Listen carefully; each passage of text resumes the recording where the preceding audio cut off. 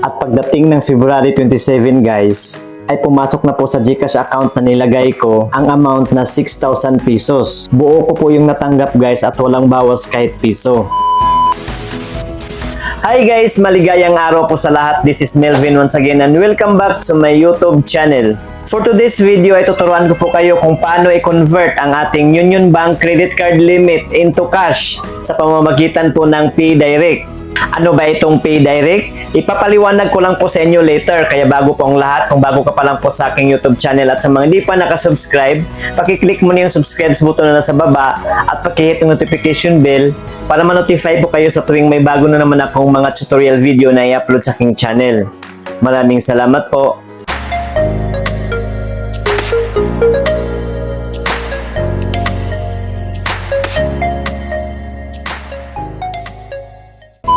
Magkaiba po ang PDirect at cash advance guys ha. Ang PDirect ay isang feature ng Union Bank credit card na nagbibigay daan sa ating direktang pagbayad sa mga bank accounts or e-wallets na tatanggap gamit ang ating credit limit sa pamamagitan po ng Union Bank online app. So hindi po ito katulad ng cash advance guys na pupunta pa ng branch o sa mga ATM machines para mag-withdraw para gawin ito. Kaya mas madaling i-convert to cash ang ating credit card limit dito sa Union Bank. Sundan nyo lang po at tapusin ang video ito hanggang dulo dahil i-review ko rin po sa inyo ang advantage at disadvantage nitong PDirect. At tuturuan ko rin po kayo kung paano babayaran ito. Disclaimer lang po, ang video ito ay hindi po sponsored ng Union Bank guys ha. At hindi rin po ako expert sa mga ganitong online application. Kaya kung may mga system error man sa inyong transaction, tumawag na lang po kayo sa customer service ng Union Bank. So let's start! Ito, panoorin nyo. So ayan po guys, ang una po natin gawin ay syempre i-open po natin ang ating Union Bank account.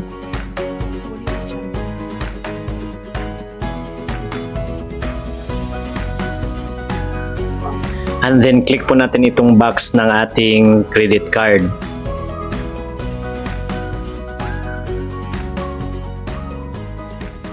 So ito na po ang account details ng aking credit card. So sa makikita natin ay may outstanding balance pa po ako. Yan po ang aking monthly installment amount sa previous kong pag-convert to cash dito via Easy Cash. At ito po ang aking credit limit, 27,000 pesos. 15,000 pa yan last month. In-increasean na po ako ng Union Bank. At ang available credit ko na lang ay 22,600 plus dahil hindi ko pa na fully paid yung kinonvert to cash ko via Easy Cash. Ito ang nagustuhan ko dito sa Union Bank guys. Kahit may outstanding balance pa po tayo, hanggat may available credit, ay pwede pa po tayong umutang ng paulit-ulit. Revolving credit din po ito guys. Katulad din po ito sa ibang mga digital credit lines. At dito sa baba ay makikita natin itong tatlong features ng Union Bank. Ito po yung mga tatlong paraan sa pag-convert natin ng cash dito. Galing po sa ating credit card limit. Itong Easy Cash ay nagawan ko na po ito ng vlog. Pero gagawan ko ulit ito ng video dahil nag-update po ngayon si Union Bank. Next po ay itong PDirect. Ito po ang content ko ngayon guys. At itong pangatlo ay itong Easy Transfer. Hindi ko pa na-try ito. So ang kaibahan ng nitong tatlo guys ay itong Easy Cash ay installment po ang pagbayad nito. Itong PDirect naman ay one-time payment lang ito guys. Parang Maya Credit ang sistema nito. At itong Easy Transfer naman guys ay sa ating Union Bank card lang ito pwedeng i-transfer. Hindi po ito applicable sa ibang bangko or e-wallets account. So dahil PDirect ang ating content ngayon, i-click po natin itong PDirect.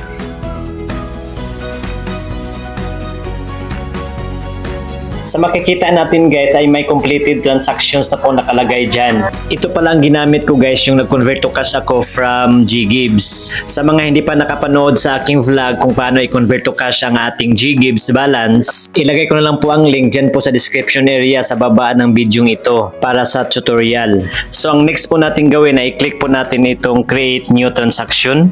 So ngayon mamimili po tayo kung saan po natin i-send yung pera na galing po sa ating credit card limit. Sa another Union Bank account ba? O sa other banks or e-wallets? So pinili ko po dito guys ay itong other banks or e-wallets. And then may mga PDirect reminders dito guys. tulad po nitong transaction amount limit. Kailangan raw na i-transfer natin guys ay hindi bababa sa 1,500 pesos at ang maximum amount nito ay 200,000 pesos or 95% daw sa ating available credit limit. Next po ay itong processing time.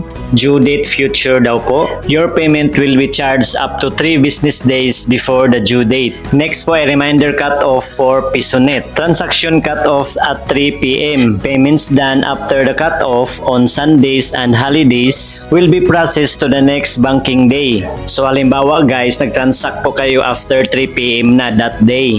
Tapos halimbawa kinabukasan ay Sundays or holidays, ay sa next day pa pwede ma-process ang ating transaction. Next po ay itong limits per calendar month. Aggregate payments within 1 million pesos. 10 times payments daw po via credit card and 2 times payments to the same recipient account. So 10 times daw po tayong pwedeng mag-transfer ng funds at 2 beses lang daw ang pwede sa parehong account name. So ngayon i-click na natin itong got it. So next po ay click po natin itong bank para makapili po tayo ng bank accounts or e-wallets.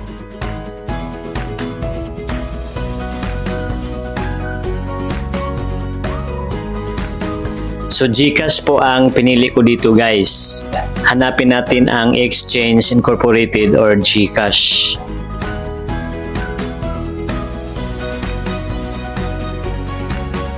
And then ilagay po natin dito ang ating account number sa GCash. And then ang account name na tatransferan natin.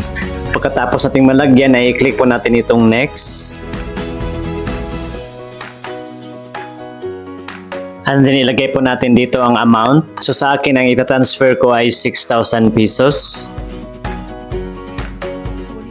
Allowed number of payments for this month. Yung 10 times payment po na ina-allowed guys ay sa isang buwan lang po yun guys ha. Next po ay itong start date. Itong start date guys, ito po yung date na gusto nating i-transfer yung pera na galing po sa ating credit card limit. So trinansak ko ito guys ay February 24, 2026. So dahil 3 business days ang processing, ang pwede kong piliin na start date ay mula February 27 onwards. So ang pinili ko ay itong February 27.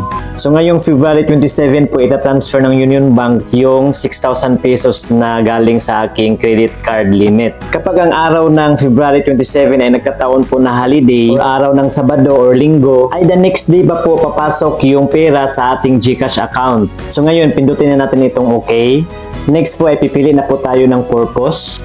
Kung ano po ang purpose natin sa transaksyong ito. Ang pinili ko po dito ay itong rental fees. Next po ay itong notify recipient. Optional lang ito guys, pwede natin lagyan, pwede ring hindi. So ngayon, pindutin na natin itong next. Review and pay. So re-reviewin po natin yung mga detalye na nilagay natin guys. Sisiguraduhin po natin tama yun lahat para hindi magka-aberya ang ating transaksyon. At kapag may nakaligtaan po tayo or may mali po tayong nakita, pwede pa nating i-edit yan. I-click lang natin itong may edit icon dito sa gilid. At kapag okay na, i-click na natin itong pay 6,000 pesos dito sa baba. Wala pong processing fee ito guys ha. And then magpapap itong important message. Basahin nyo na lang and then i-click itong proceed with payments.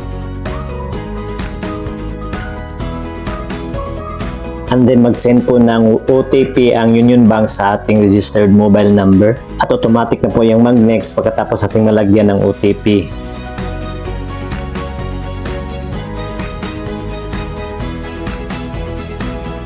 So ito na po ang transaction details guys. Active na po ang status. So meaning approved na po yung ating application. At pagdating ng February 27 guys, ay pumasok na po sa GCash account na nilagay ko ang amount na 6,000 pesos. Buo ko po yung natanggap guys at walang bawas kahit piso.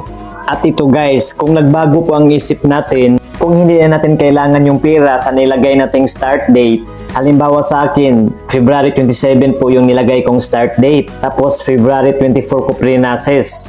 Pwede pa natin itong i-cancel guys hanggang February 26. So ngayon tuturuan ko po kayo kung paano mag-cancel. So balik po tayo dito sa ating credit card details. Pindutin natin itong Pay Direct. At ito po yung active transaction natin guys. Ito po yung 6,000 pesos. Pindutin po natin yan.